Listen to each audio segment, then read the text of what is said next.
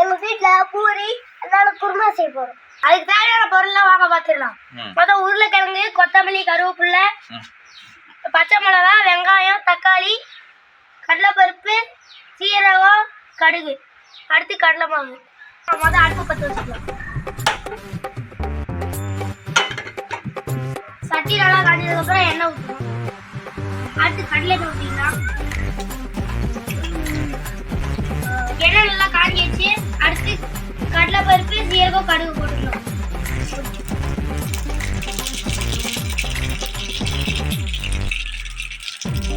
அடுத்து வெங்காயம் போட்டுக்கலாம்.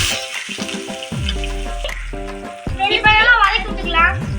நல்லா வதக்கி விட்டு வெடிச்சு கட்டிக்கலாம். நல்லா வதங்கிடுச்சு. அடுத்து கருவேப்பிலை, கொத்தமல்லி, பச்சை மிளகா போட்டுக்கலாம்.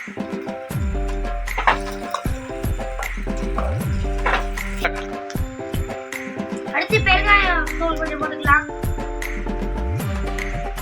எல்லாம் வெந்துச்சு. அடுத்து தக்காளி போட்டுக்கலாம். தக்காளி வதக்கிறதுக்காக கொஞ்சம் கல்லுப்பு போட்டுக்கலாம். நல்லா வதக்கி விட்டுக்கோங்க. வேக வச்ச உருளைக்கிழங்கு தண்ணியும் அடுத்து நல்லா கிளறி விட்டுக்கலாம். அடுத்து கலருக்காக கொஞ்சம் மஞ்சள் தூள் போட்டுக்கலாம்.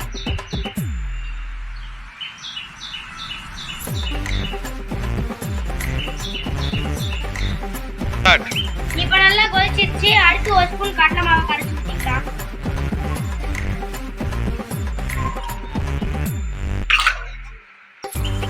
கிண்டுவோம், கிளறுவோம், அடிச்சு நவுத்துவோம். குருமா ரெடி ஆயிடுச்சு. அடுப்பு ஆஃப் பண்ணிட்டு தட்டை வச்சு மூடி வச்சுக்கலாம். இப்போ போய் நம்ம பூரி போடலாம். இப்போ உருளைக்கிழங்கு குருமா ரெடி ஆயிடுச்சு.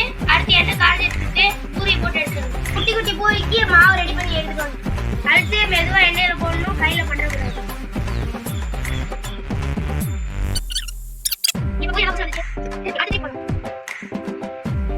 அடுத்து பூரி கலர் மாறிடுச்சு. ப்ரௌன் கலர்ல வந்து எடுத்துக்கணும்.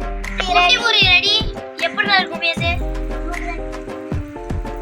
பொரிச்சாச்சு, எடுத்தாச்சு, குருமா வச்சாச்சு. அடுத்து